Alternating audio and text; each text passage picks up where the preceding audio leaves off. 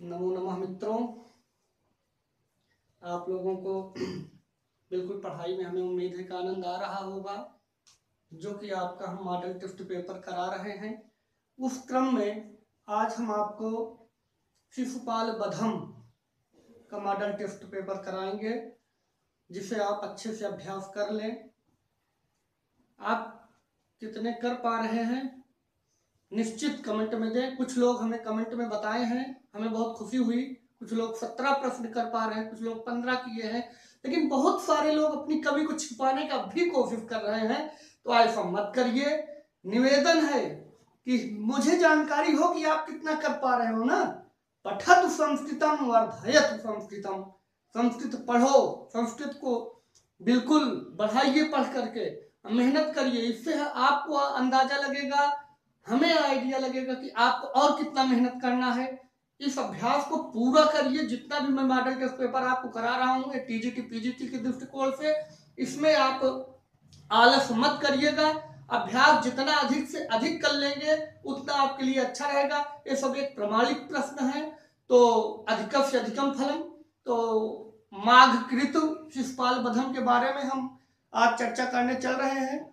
हम आपको समय देते हैं 2-4 सेकंड की। पहले आप बताएं, आपके बताने के बाद मैं प्रश्न का उत्तर बताता हूं। घंटा माघ इनको कहा गया है, महाकवि माघ को। और इनके लिए एक बहुत प्रचलित सूक्ति थी कालिदास के मेघदूतम, और महाकवि माघ के शिशुपाल वध के लिए कहा जाता था कि मेघे माघे गतम वया। आपको याद हो, कभी परीक्षा में पूछा गया प्रश्न है कि मेघे माघे गतम वया किसने कहा है? तो मल्लिनाथ ने कहा है। अपनी टीका में मल्लिनाथ जी ने कहा है मेघे माघे गतम वया। और आपको बताएं कि मेघ कालिदास के मेघदूत और माघ के शिशुपाल वध को पढ़ते पढ़ते उम्र बीत जाए तो इसे इतना ही समझा जाए कि कम ही है। अर्थात आपको पूरी तरह से इनके बारे में ध्यान से पढ़ना है। और आज जो मॉडल पेपर मैं आपको कराने चल रहा हूं, तुरंत शुरू कर देते हैं। लेकिन एक बात अवश्य कहेंगे कि पूरा अभ्यास प्रश्न पत्र को ध्यान से पढ़िए, इसको पूरा रिवाइज करिए और कमेंट में भी हमें बताएं, शेयर भी करें और लोगों को लाभ पहुंच सके। सब्सक्राइब कर लें हमारे चैनल को। जितने मॉडल टेस्ट पेपर आपके लिए हम लेके आ रहे हैं सबको ये मिल सके। और अधिक से अधिक कमेंट करके हमें आप लोग बताएंगे तो मेरा भी उत्साह बढ़ेगा कि हाँ, आप लोग मेहनत से पढ़ रहे हो। हम आपके लिए और मेहनत करने की कोशिश करेंगे। और समय रहा तो पूरा टीजीटी तक मैं इतना अभ्यास करा दूंगा कि काफी प्रश्न आपको हमारे मॉडल टेस्ट पेपर से मिलेंगे, ये आप देखिएगा। तो चलिए हम इधर उधर न बात करके सीधा अपने टेस्ट पेपर पे आते हैं, नहीं तो वीडियो आपका लंबा हो जाएगा। तो आज मैं शिशुपाल बधम संस्कृत की इस कक्षा में शिशुपाल बधम टीजीटी पीजीटी यूजीसी के लिए भी ये इंपॉर्टेंट रहेगा, जो लोग यूजीसी की तैयारी कर रहे हो। तो पहला प्रश्न है, बहुत प्रचलित है, और कुल आज में प्रश्न संख्या 23 है। 23 प्रश्न का अभ्यास करा रहे हैं। आप पूरा देखें और अवश्य बताएंगे कि कैसा रहा पेपर और आप कितना प्रश्न तक सही कर रहे हैं। ठीक है, देखिए महाकवि माघ का उपनाम क्या है? बहुत बार प्रश्न पूछा गया है। घंटा माघ, आतपत्र, दीप शिखा, इनमें से कोई नहीं, बताइए। तो माघ के लिए घंटा माघ कहा गया है, आतपत्र भारवी को लिए कहा गया है, दीप शिखा कालिदास के लिए कहा गया है। अर्थात विकल्प का सही होगा घंटा माघ। माघ के पिता का नाम क्या है? माघ के पिता का नाम क्या है? श्रीधर, दत्तक सर्वाश्रय, श्रीहरि, सुप्रभदेव। तो सही उत्तर है, आप कर लें पहले, खा, दत्तक सर्वाश्रय। माघ के पिता का नाम दत्तक सर्वाश्रय है। माघ का जन्म स्थान कहाँ है? माघ का जन्म स्थान कहाँ है? उत्तर भारत, भीनमाल, उज्जैनी, पर्वतीय क्षेत्र। हाँ, कोशिश करिए, उसके बाद मैं बताता हूं। आप टिक कर लिए होंगे। भीनमाल, देखिए इनका जो निवास स्थान है भीनमाल है, जो कि आजकल राजस्थान और गुजरात की सीमा पे लगभग ये भीनमाल पड़ता है। और चौथा प्रश्न है, शिशुपाल बधम निबद्ध है अंकों में, सर्गों में, अध्यायों में, खंडों में? तो शिशुपाल बधम किसमें लिखा गया है? तो मित्रों शिशुपाल वध सर्गों में लिखा गया है। कुल कितने सर्ग हैं? ये भी प्रश्न नीचे आपके सामने तुरंत आ गया, कई बार पूछा गया है, फिर बहुत ही इंपॉर्टेंट है कि शिशुपाल वधम में कितने सर्ग हैं, किरात अर्जुनीयम में कितने सर्ग हैं। जो भी ग्रंथ आप पढ़ रहे हैं सबको अच्छे से देख लीजिएगा कितना सर्ग है। और जैसे शिशुपाल वधम में कुल कितने सर्ग हैं, तो विकल्प 20, 30, 22, 18, तो 20 सर्ग हैं। शिशुपाल वधम में कुल 20 सर्ग हैं। शिशुपाल वधम में कुल श्लोक की संख्या कितनी है बताइए? शिशुपाल वधम में कुल कितने श्लोक की संख्या है? 1680, 1650, 1640, 1600। विकल्प ख सही है 1650। शिशुपाल वधम में कुल श्लोकों की संख्या 1650 है। रख लीजिए, कई बार पूछा गया है। माघ का समय क्या है? ये भी प्रश्न बहुत ही इंपॉर्टेंट है, कई बार आता है कि माघ का समय क्या है। मैं ऐसे ही प्रश्न आपके लिए लेके आया हूं जो कई बार पूछे गए परीक्षाओं में और जो पूछे जा सकते हैं। तो 675 ईस्वी के लगभग, 800 ईस्वी के लगभग, 1500 ईस्वी के लगभग, 1200 ईस्वी के लगभग। तो इनमें सही विकल्प है का 675 ईस्वी के लगभग। माघ का समय है 675 ईस्वी के लगभग। आइए 8वें प्रश्न में देखते हैं, शिशुपाल वधम किस विधा का ग्रंथ है? किस विधा का ग्रंथ है? खंड काव्य, महाकाव्य, नाटक, चंपू काव्य। बताइए शिशुपाल वधम किस विधा का है? तो बृहत्त्रयी में इसकी गणना की जाती है। भूल मत करिएगा, शिशुपाल वधम 20 सर्गों में निबद्ध है और महाकाव्य की श्रेणी में आता है, अर्थात विकल्प खा सही विकल्प है। शिशुपाल वधम का नायक कौन है? कोई भी ग्रंथ होगा उसका कोई न कोई नायक या नायिका जरूर होंगे, उपनायक होंगे। तो इस क्रम में शिशुपाल वधम का नायक कौन है? कृष्ण, नारद, भीम, दुर्योधन। आप लोग पढ़े भी होंगे, तो बताएं कौन सही है? कृष्ण विकल्प का सही है, कृष्ण। शिशुपाल वधम का प्रतिनायक कौन है? अब आप बताएं कि शिशुपाल वधम का प्रतिनायक कौन है? तो शिशुपाल वध का प्रतिनायक कृष्ण, युधिष्ठिर, नारद, शिशुपाल। तो विकल्प घ सही है, शिशुपाल। शिशुपाल वधम का प्रमुख रस क्या है? शिशुपाल वध अगर आप पढ़े होंगे तो बहुत अच्छा काव्य है, ना पढ़े हो तो आपके पास यदि हो तो थोड़ा पढ़ के एक अभ्यास करिए, बहुत आनंद आएगा। शिशुपाल वधम का प्रमुख रस है, वैसे इसमें वीर रस है, बाकी श्रृंगार, करुण, शांत सब बीच में अंगी रस के रूप में प्रयोग किए गए हैं, लेकिन मुख्य रस जो है वीर रस है। शिशुपाल वधम के मंगलाचरण का प्रारंभ हुआ है, बहुत बार पूछा गया है, याद कर लीजिए कि शिशुपाल वधम मंगलाचरण किस शब्द से प्रारंभ किया गया है।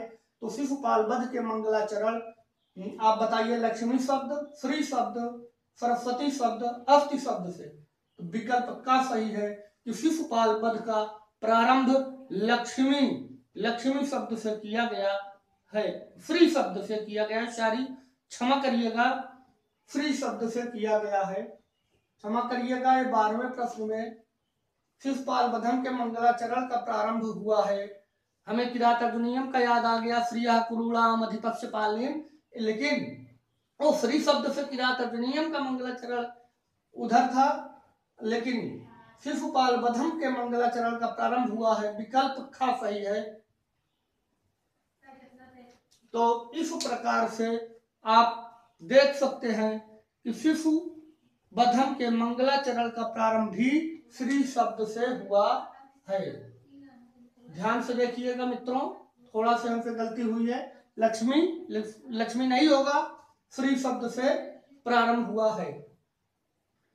13 प्रश्न में आ जाइए, शिशुपाल वधम के प्रथम सर्ग का क्या नाम है? सभी सर्गों का नाम है। अच्छा, आप लोग ऐसे गीता में सब 18 अध्यायों का नाम याद कर लीजिएगा, वृक्ष कटिकम के सभी अध्यायों का नाम याद कर लीजिएगा। सर्गों का अंक है, वृक्ष कटिकम में अंक का प्रयोग किया गया है, सभी अंकों का नाम है, हम बताएंगे किसी दिन। और अब देखिए शिशुपाल वध के प्रथम सर्ग का नाम क्या है? शिशुपाल वधम के प्रथम सर्ग का नाम क्या है? श्री कृष्ण की शिक्षा दीक्षा, नारद के आगमन का, कृष्ण की लीलाओं का, शिशुपाल के वध का किसका वर्णन किया गया है। जैसे ही प्रारंभ होता है शिशुपाल वध, वैसे कोई आता हुआ दिखाई पड़ता है, अर्थात नारद के आगमन का एक ख वाला विकल्प आपका सही होगा। यहीं से चालू ही होता है ग्रंथ। और 14वें प्रश्न में देखिए, किमस्ति कार्यं गुरुयोगिनामपि, किमस्ति कार्यं गुरुयोगिनामपि। यह सूक्ति कहाँ से उद्धृत है, तो स्वाभाविक है आप रीजनिंग लगा लिए होंगे कि अगर हम शिशुपाल वध करा रहे हैं तो सूक्ति जो देंगे वो भी शिशुपाल वध की ही देंगे। तो इसमें का सही है, का वाला विकल्प सही है, शिशुपाल वध। आइए 15वां प्रश्न देखते हैं कि जब नारद ने शरीर पर लेप किया था, नारद ने किस चीज का लेप अपने शरीर पर किया था।